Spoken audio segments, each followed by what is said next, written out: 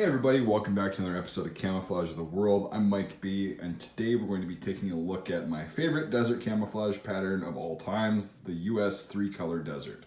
That's what it's officially called. Modern days, they call it the DCU, the Desert Combat Uniform, but technically the six color is the same thing. So, right before the first Gulf War in 1991, about 1989, the US saw a need for a different camouflage pattern for desert warfare that could kind of adapt to the more sparsely vegetated and not as rocky, more sandy deserts of like Western Asia and Northern Africa.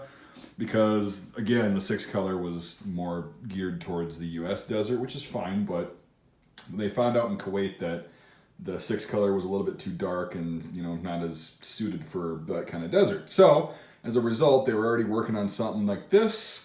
And by 1991, this thing was in full production. So right at the end of the first Gulf War, there wasn't a lot of these really used in the first Gulf War. There was some, but by the time they got to the front, it was already over. So it was way too late.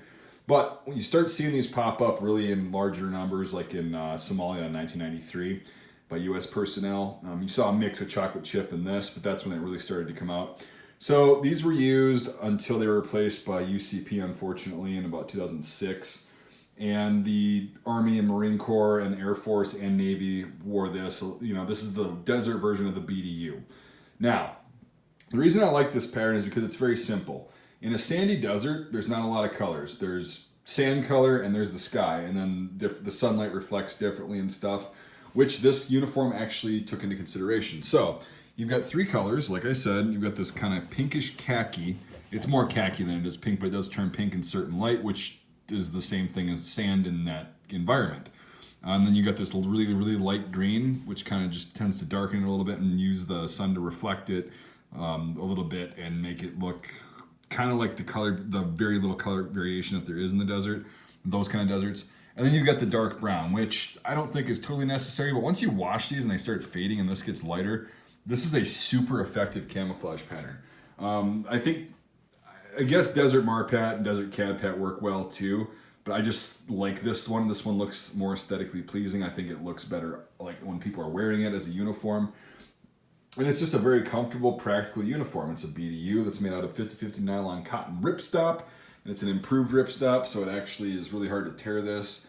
And yeah, these were worn by troops in the invasion of Iraq and Afghanistan, 2001, 2003. And these were very well liked by people. I personally know people. My old man was in Iraq in 2004 and 2005, and his unit was issued these, and they loved them because it actually blended in. If you tried to hide like in an urban environment or even out in a rural environment, if you actually stood still, it's a little bit harder to see somebody wearing this than it is chocolate chips or woodlands or UCP, for God's sake. And yeah, so I really can't say enough good stuff about this pattern. This pattern is just really good. And there's really not a lot of history to it. It's very recent. It wasn't used for that long. But the cool thing is, a lot of other countries in the world, just like chocolate chip, patterned their desert pattern off of this. I know the Netherlands still uses a variant of this. It's very similar for their desert operations. A lot of other countries use three-color desert, which is actually a pretty good thing considering. Now, if they were, this does work in the rockier deserts like California and stuff like that. It works really well in the sandy desert environments. There's really no comparison to it, especially when you get it faded. Some people call this the coffee stain camouflage because it kind of looks like there's a bunch of coffee stains on it because it's pretty hard to tell the khaki from the green. But that's just kind of the nickname. But yeah, usually I've heard these referred to as DCUs, and these are fantastic. Again, I just can't say enough good about them. So yeah, this was something that the military, specifically the Army, should have stuck with for operations in Iraq and the desert parts of Afghanistan.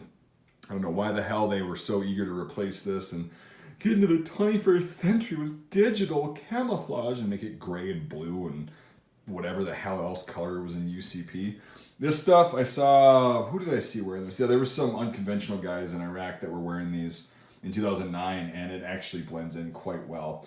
They had custom uniforms with like pockets up on the shoulders and stuff, but it was this pattern, and it definitely worked really well. And I just like the way it looks. It's very aesthetically pleasing. It's easy on the eyes, and it blends in quite well with desert environments around the world. Actually, this is This is pretty universal. Again, Marpat Desert works really well too. I just think this looks cooler. I just like the old world kind of Cold War-esque pattern. I think this should have been the desert pattern from the get-go, but I don't know why it took him so long to figure this out.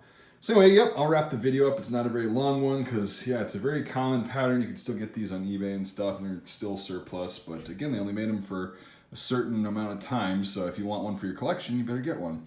Very comfortable uniform, very good looking uniform.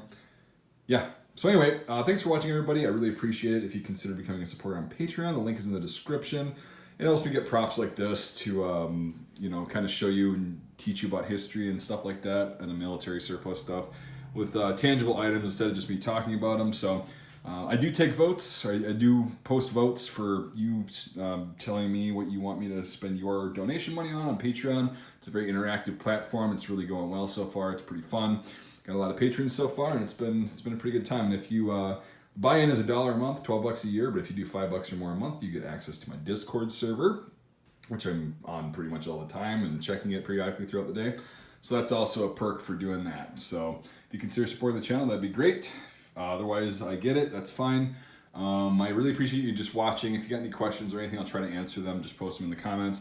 I'm not a super expert at anything. I just know what I know, and this stuff's just the basic knowledge. It's not like the, you know, where these are manufactured or whatnot, and you know, all the the day it came out and all that stuff. I don't know that much stuff about all these patterns. I just know the basics. So hopefully I shared that information with you and you learned something. And like I said, if you got any questions, I'll try to answer them. But other than that, thanks for watching, everybody, and I'll see you on the next episode of Camouflage of the World.